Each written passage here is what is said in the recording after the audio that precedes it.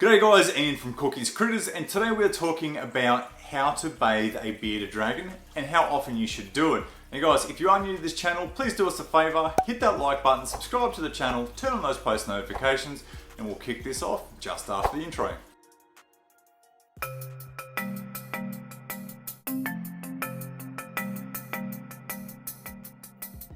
So guys, we are talking about bathing bearded dragons today, and we will kick this video off with the frequency in which you should do it. Now that being said, obviously this is going to depend on which developmental stage your bearded dragon is in.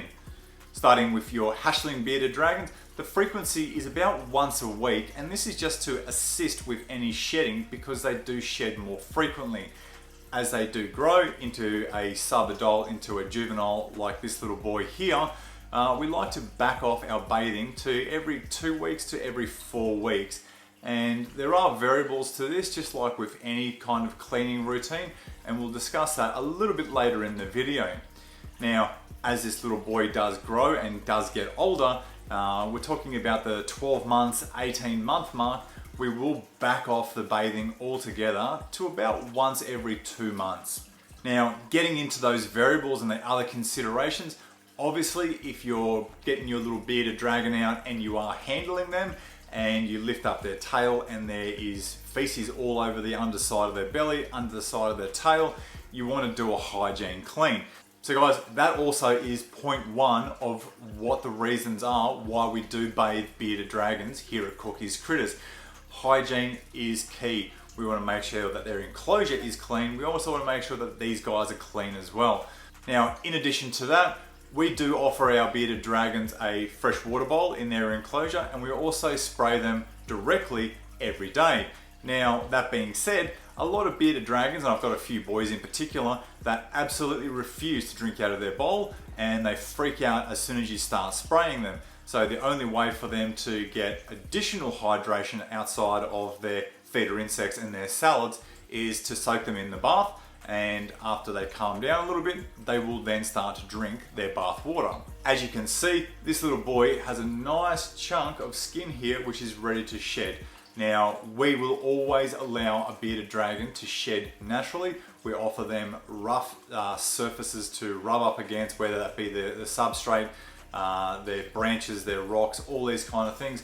We let them do it naturally. You never want to peel a bearded dragon's skin because you can potentially hurt them and damage the scales underneath.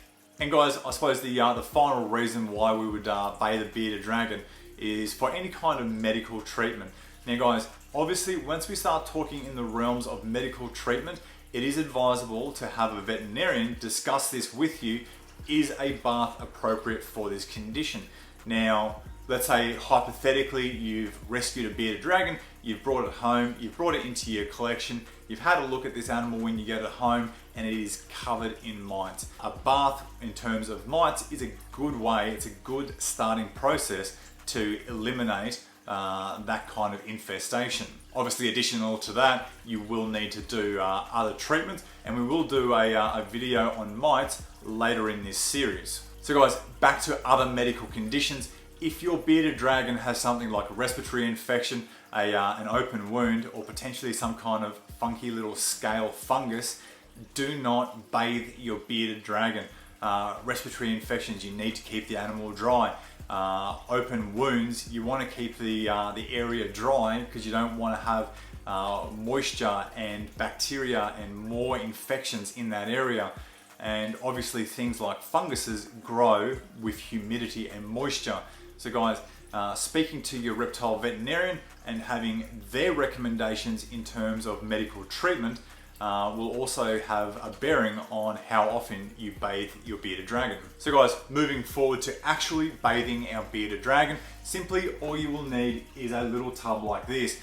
I never recommend bathing a bearded dragon in a hand basin, in a kitchen sink, in your bathtub. Any place where you prepare food or you conduct your daily hygiene routine, I never recommend having a reptile or another animal use that same space. So guys, the aim here is simply soaking your dragon for around about 10 to 20 minutes. Now, the only exception to these kind of timings is if it is for a medical treatment. I did do a video of blocked femoral pause, and I'll put the link above, and the link will be in the bio below as well. But guys, aim for around about 10-20 minutes and that's it. Considerations when you are bathing your bearded dragon. If the beardy does go to the toilet inside the bath, please do empty the water and refill it with fresh water. Obviously from a hygiene point of view, we don't want to be soaking them and bathing them in feces. It's also not good for our health as well. And guys, finally, do not use any chemicals, any moisturizers, anything that's perfumed, any oils. Obviously, if you do put oils in the bath and it stays on their scales, you are putting them under UV light. It's like us going out with tanning oil under the sun and sunbaking. These guys still can get burnt. So guys, simply just fresh water. Okay guys, so simply all we want to do is make sure that the bath temperature is adequate, around that 25 degrees Celsius, and we want to make sure that the depth of the water isn't too deep. Now guys, if the water is too deep and you notice that the bearded dragon can't actually touch the base of the tub, what it will start to do is it will start to puff out its belly, so its belly will start to balloon and potentially to flatten and pancake out. Now this is just simply a buoyancy technique to assist them with floating. So guys, on that note, if the bearded dragon can't touch the ground, if it is pancaking and bloating out its belly, these are signs of stress.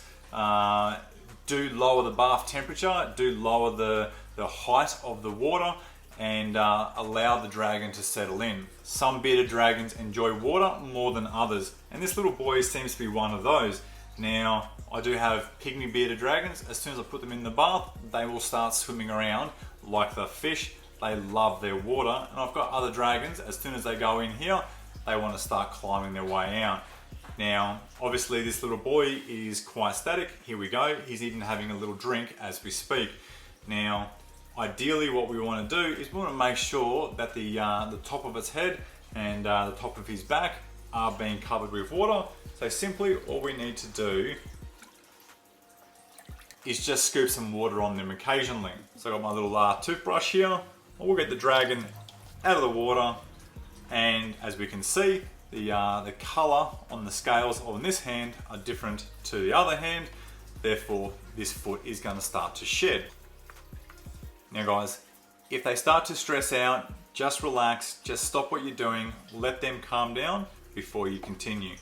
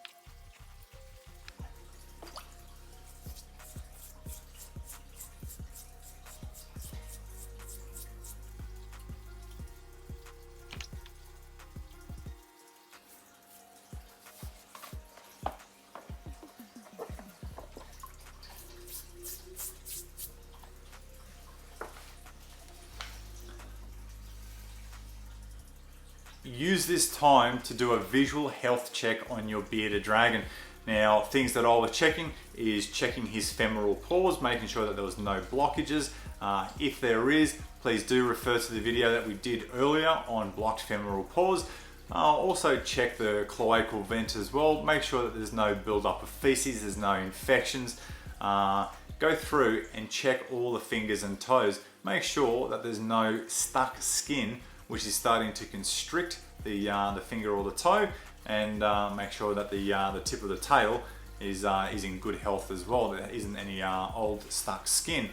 Now you can also, and this will come down to your confidence and your comfort with doing so, is simply you can go through and you can check their teeth and their gums. Now this will be a trust exercise between you and your dragon, how comfortable you are to do this, and if they feel comfortable that you're not going to in fact hurt them. Guys, things that you're looking for when you do an oral check is decaying teeth and any kind of gum diseases as well. It is quite common in bearded dragons. Obviously they aren't getting a daily brushing, so we do need to be mindful of their dental health, and that will be a video that we will do later in this series as well. So guys, you do have a few choices here. Your little bearded dragon is nice and clean. You can either pat them dry and pop them back into your enclosure, or use this time to interact with your animal, build that trust, build that bond, and give them a extra bit of enrichment outside of their enclosure as well. Okay guys, so that's it for the day. I hope you did enjoy the video. If you did, please do me a favor and hit that like button. It shows us that you're enjoying the content that we are creating. If you haven't already done so, please make sure that you do subscribe and turn on those post notifications. That way when we do upload, and we are trying to upload more frequently now, that you're not going to miss future content. And as always guys, until next time, if you've got them, keep your beard treated and your beard is heated.